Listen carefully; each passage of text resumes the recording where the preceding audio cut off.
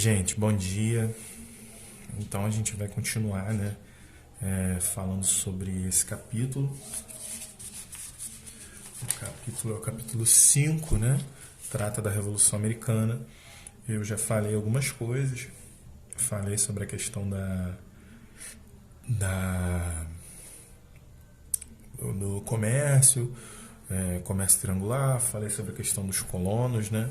Falei sobre coisas relacionadas a essa colonização, essa expansão inglesa, a chegada na América e as 13 colônias, né? Colônias do Norte e colônias do Sul, e como foi isso aí ao longo desse tempo, tá? Aí a gente começa a falar sobre os problemas que essa colonização apresentou ao longo dos anos, tá? Esse perfil diferente entre o norte e o sul vai gerar alguns problemas de relacionamento com a metrópole, no caso a Inglaterra, né? Então a gente vai começando aqui a falar e vai resolvendo isso ao longo da aula, tá bom? Olha só, os conflitos entre ingleses e colonos.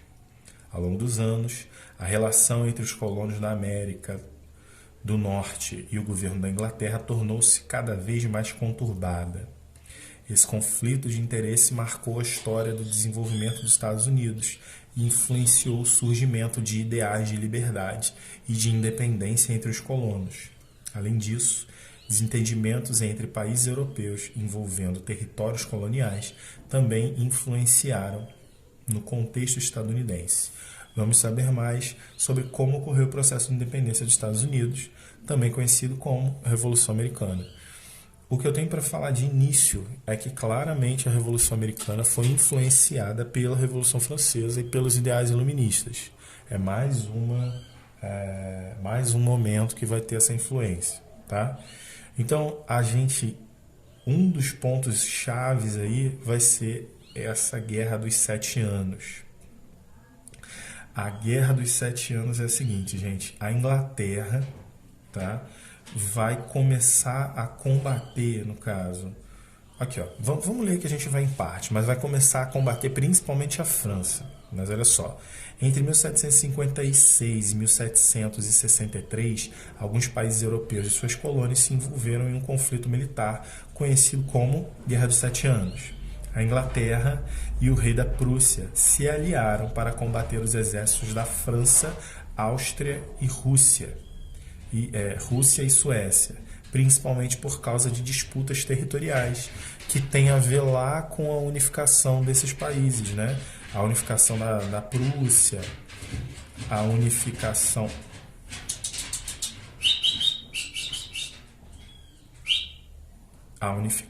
dos países ali da Europa, tá? Meu cachorro estava mexendo na casinha dele, foi mal, gente. Então, aí o conflito acabou repercutindo também na América. Por quê? O fato da Inglaterra se aliar à Prússia para combater, no caso, esses outros países aqui, faz com que a Inglaterra precise retirar dinheiro da colônia para poder financiar a guerra, poder pagar essa guerra, entendeu? E por isso acontece o aumento dos impostos. Tá? Então, olha só. O conflito acabou repercutindo também na América. Ainda tem essa questão aqui. Os moradores das 13 colônias a combaterem os colonos franceses que tinham se estabelecido na região do Canadá. Então, os colonos americanos vão lutar contra os colonos franceses do Canadá. O Canadá tem duas línguas pátrias, né? O francês e o inglês. Tá? Por fim, a Inglaterra foi vitoriosa e ficou com alguns territórios na América, como a colônia canadense. A Louisiana foi um território que foi retirado dos franceses, tá? Illinois, tem outros, principalmente mais chegados para o norte, né? O povo que estava colonizando empurrou os franceses para cima, tá? Então, olha lá, o aumento dos impostos, né? Embora a Inglaterra tenha vencido sua participação na guerra dos 7 anos gerou muitas despesas e, consequentemente, muitas dívidas. Em razão disso, seu governo aumentou tanto o controle sobre as colônias na América do Norte quanto os impostos dos colonos. Tá? Então, já que gerou muitas dívidas, eles começaram a apertar os colonos em relação a questões financeiras e aumentar, aí a gente vai ver quais são as leis, aumentar cada vez mais essas leis aí para tirar mais dinheiro dos colonos. Tá? Assim, algumas leis foram aprovadas para legitimar a interferência inglesa nas 13 colônias. Lei do açúcar, lei da moeda, lei do selo, são alguns desses exemplos de legislações que tinham como objetivo restringir a autonomia das 13 colônias e controlar cada vez mais as políticas comerciais. Tá? Essas leis, eu acho que a lei do açúcar, ela proibia os vínculos com a América em relação ao comércio de açúcar com outros povos. A lei da moeda fechava, se eu não me engano, proibia a fabricação de moedas, né? E a lei do selo eu esqueci, gente. Tá bom? Aqui, ó. Melhor. A lei do selo estabelecia que todos os documentos que circulassem nas colônias fossem taxados pelo governo inglês. É isso aí, tá? Então, todos os documentos que estivessem na colônia teriam que passar pela aprovação e ser taxados pelo governo inglês. Tá bom? Aí, isso vai gerar, logicamente, uma insatisfação muito grande dessa população, principalmente do norte, né? Por que principalmente do norte? Porque o norte, eles tinham um tipo de economia menor e um tipo de economia voltado para o interno do país, enquanto o sul tinha um tipo de economia voltado para a exportação da metrópole, né? Exportação para a metrópole, principalmente de algodão. Lembram disso, né, gente? Enquanto o norte não, produzia ali para dentro. Isso vai gerar grandes problemas, principalmente nessa produção do norte. E o norte é que vai buscar muito mais do que o sul essa luta aí pela emancipação, tá? Ó, a população das 13 colônias ficou bastante satisfeita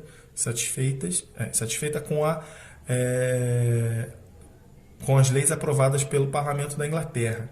Essas imposições geraram uma série de manifestações e protestos contra o governo inglês em diversas cidades, além de instituição de boicotes à compra de produtos ingleses. Boicote é a gente combinar de não fazer alguma coisa, tá? Isso é um boicote. Na região de Boston, em Massachusetts, esses movimentos foram intensos e reuniram um grande número de pessoas, né? Em 1770, durante um protesto, soldados ingleses atacaram os colonos, provocando a morte e deixando muitos feridos. Esse episódio ficou conhecido como Massacre de Boston e ao longo dos anos foi considerado um acontecimento simbólico da insatisfação dos colonos com os ingleses e o início das manifestações a favor da autonomia política, tá? Então aqui, ó, em 1773, a situação de tensão se agravou ainda mais com a aprovação da Lei do Chá.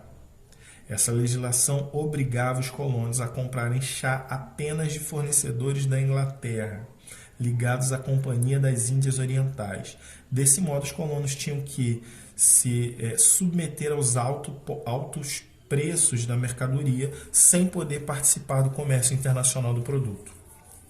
Tá? Ou seja, a Inglaterra procurou uma guerra, se endividou imensamente com essa guerra, propôs que a colônia deles, né, no caso as colônias, principalmente as colônias do norte, se envolvessem lá na colônia também com uma guerra contra os franceses. A colônia topou a ideia, se envolveu nessa guerra, só que depois do fim da guerra, com a Inglaterra vitoriosa, a Inglaterra precisava se reestabelecer economicamente. E a partir daí começou a obrigar os colonos a pagar impostos ainda maiores. Isso fez, logicamente, uma insatisfação geral na população, tá? E vai gerar uma série de conflitos aí até a gente ter um movimento de independência. Olha só, para protestar contra essa medida, em 16 de dezembro de 1773, colonos disfarçados de indígenas invadiram o porto de Boston e atacaram os navios mercantis da Inglaterra. Mais de 300 caixas de chá foram jogadas ao mar durante esse episódio, que ficou conhecida como Festa do Chá de Boston, em resposta, talvez, né, a esse massacre aí. Ok? Então, aí nós vamos começar a ter, como eu disse, esse movimento de independência. Olha só, a Declaração de Independência, tá? A Declaração de Independência, gente, é um documento realmente assinado pelos grandes líderes aí dos Estados Unidos, né? E esse documento aqui da Declaração de Independência é o principal documento dos Estados Unidos, tá? Ele existe até hoje, o original existe até hoje,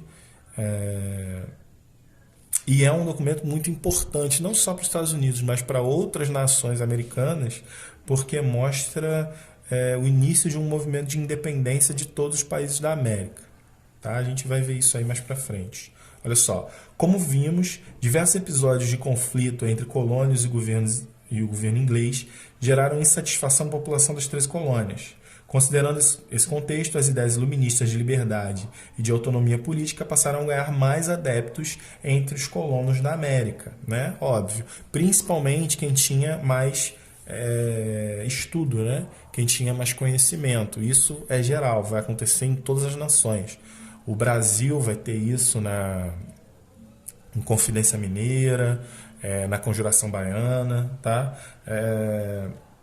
A Revolução Francesa também vai ser apoiada, a parte dos girondinos, né? Também é uma população que tem mais conhecimento, né? Que tem mais estudo, tá? Então sempre há um apelo do povo, mas também há uma população com conhecimento acadêmico, né? Conhecimento de livros, conhecimento teórico.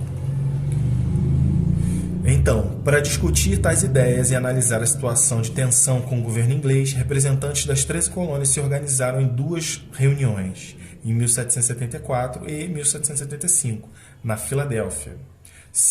No segundo encontro, tomaram uma importante decisão. As 13 colônias declararam sua independência em relação à Inglaterra, firmando que recorreriam a um conflito armado caso sua determinação não fosse aceita.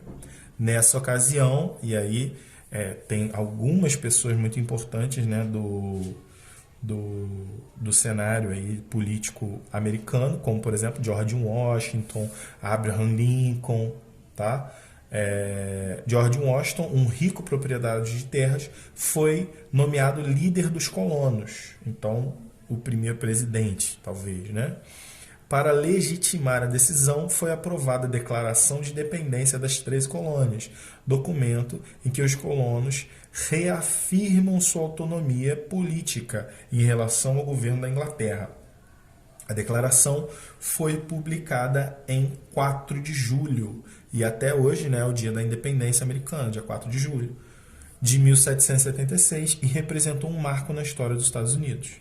A Inglaterra resistiu militarmente à decisão da independência das 13 colônias em uma guerra que durou 6 anos. Os colonos enfrentaram muita dificuldade nesse conflito, pois tiveram que combater o experiente exército inglês. Naquela época, a França tinha o objetivo de enfraquecer o poder inglês na Europa e por isso forneceu apoio financeiro e militar às 13 colônias, o que foi fundamental para os combates.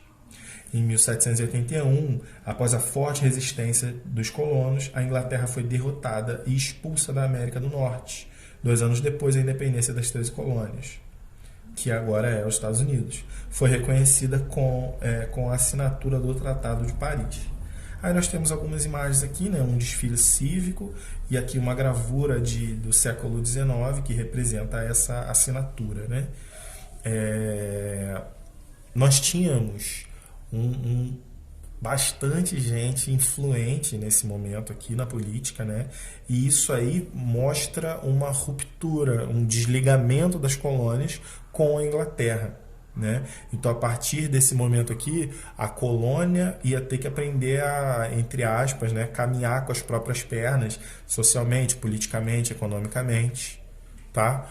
Só que aí a gente vai ter um problema, que eu nem sei se esse capítulo aqui vai tratar, eu acredito que não. Mas eu vou adiantar porque é importante, a gente vai aprender, eu acredito que isso um pouco mais para frente.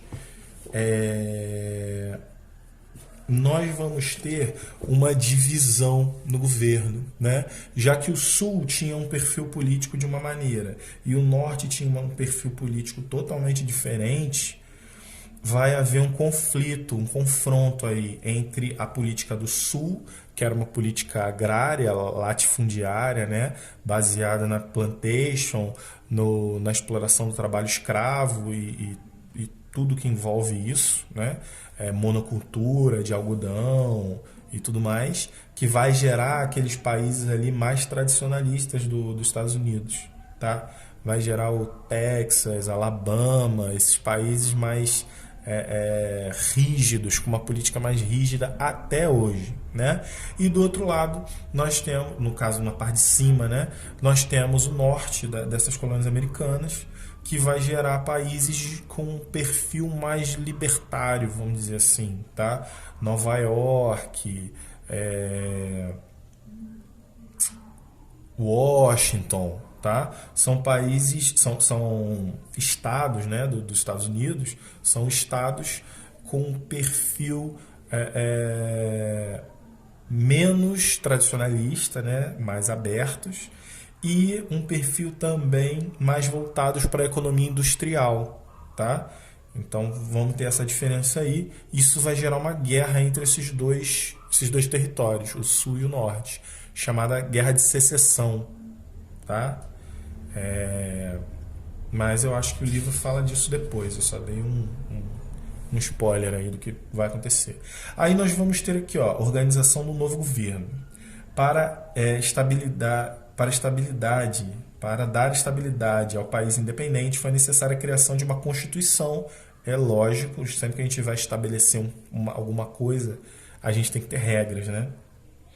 Estabelecendo as principais leis e normas das instituições do Estado. Estado com E maiúsculo, tá, gente? Governo. Após uma série de discussões, em 1787, foi aprovada a Constituição dos Estados Unidos da América. O documento dividido o governo em poder legislativo, poder judiciário e poder executivo, né? Os famosos 3 poderes, assim como a gente tem hoje aqui, ideia lá de Montesquieu, se eu não me engano, que falava lá no Iluminismo, né, dessa divisão aí, tá? George Washington, além de liderar o exército nas guerras de independência, teve um papel fundamental no grupo que aprovou a Constituição de 1789. Ele foi escolhido como primeiro presidente dos Estados Unidos, governando até 1797, tá? Quase 10 anos, aí, 8 anos, né? Leia a seguir a introdução e o primeiro artigo da Constituição dos Estados Unidos. Nós, o povo dos Estados Unidos, a fim de reformar uma união mais perfeita, estabelecer a justiça, assegurar a tranquilidade interna, prover a defesa comum, promover o bem-estar geral e garantir para todos nós e para nossos descendentes os benefícios da liberdade, promulgamos, né? Ou seja, escolhemos juntos e estabelecemos essa Constituição para os Estados Unidos da América. Artigo 1, seção 1. Todos os poderes legislativos conferidos por essa Constituição serão confiados a um Congresso dos Estados Unidos, composto de um Senado e uma Câmara de Representantes. Ok? É isso aí. Aí, vamos lá, vamos ver aqui o que mais fala. Nós vamos começar a ver, ó, né? A gente começa a ver aqui rapidamente a questão da democracia, tá? Como era o termo democracia Eu acho que a gente já tem aqui, ó, democracia. Cracia quer dizer poder. Demo quer dizer povo. Então, poder do povo, tá? A democracia na antiguidade, eu não sei o que está escrito aqui, mas a democracia na antiguidade era feita a partir da votação em aberto. Você e a população de homens com dinheiro, população maiores, né, ia para a praça pública. A partir dali, os problemas políticos eram expostos e essa população bem específica fazia uma votação ali com a voz, né, decidindo com a voz quem seria votado, tá? Hoje em dia nós temos uma ideia muito diferente de democracia. Aliás, nós não temos uma ideia diferente, mas temos uma ideia organizada para que o tamanho da população que existe, né, possa exercer essa democracia, tá? Então aqui, ó, na Grécia Antiga era um conceito sobre a participação dos cidadãos na política, os quais se referiam aos homens livres nascidos na cidade de Atena e maiores de idade, que podiam argumentar e discutir diretamente entre si as questões relacionadas ao governo da cidade. Isso é chamado de democracia direta. Nós temos uma democracia indireta, né? Nós escolhemos os representantes que vão atuar na política do nosso país. Com o fim da antiguidade, na maioria das regiões europeias formaram-se reinos.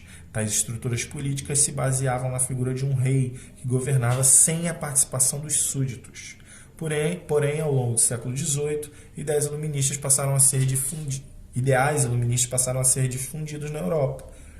E o combate ao autoritarismo dos soberanos se tornou mais forte. Na Inglaterra, por exemplo, as ideias liberais de John Locke instituíram uma série de limitações ao poder dos reis. A instituição dos Estados modernos, entre eles os Estados Unidos, adaptou o conceito de democracia aos povos modelos de governo, aos novos governos de modelos de governo que vinham sendo discutidos pelos iluministas.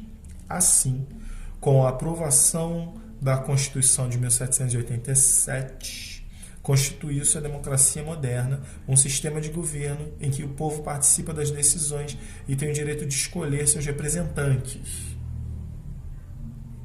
para o exercício da política. Grande parte dos estudiosos considera os Estados Unidos a primeira democracia moderna do mundo. Veja a seguir algumas das características adotadas com a Constituição de 1787, que dão a experiência democrática estadunidense esse caráter inédito.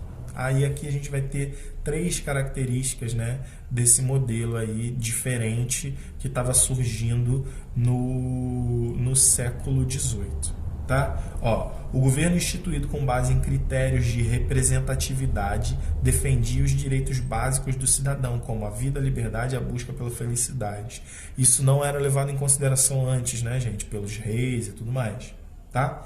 Segundo ponto, ó, foi instituído um modelo federativo que dividia o governo em âmbitos nacional e regional, estados, cidades, municípios, tá? O modelo iluminista dos 3 poderes, de Montesquieu, inspirou a divisão, né, entre poderes executivo, judiciário e legislativo. Assim, buscava-se evitar e centralizar a política e os abusos de poder. As inovações políticas apresentadas na democracia estadunidense influenciaram outras nações a organizarem seus movimentos de independência, exigindo cada vez mais a participação popular na política. Ok? Então, assim, esse movimento foi um movimento, eu não diria inédito, porque a gente tem o embrião disso aí na Revolução Francesa, né? Mas foi um dos movimentos que deu certo, tá? Foi um movimento que foi um dos pioneiros nessa iniciativa aí de liberdade constitucional, tá bom? Vocês façam os exercícios e depois a gente conversa mais sobre essa matéria e sobre a próxima matéria, tá ok? Valeu, tchau, tchau, beijos e abraços.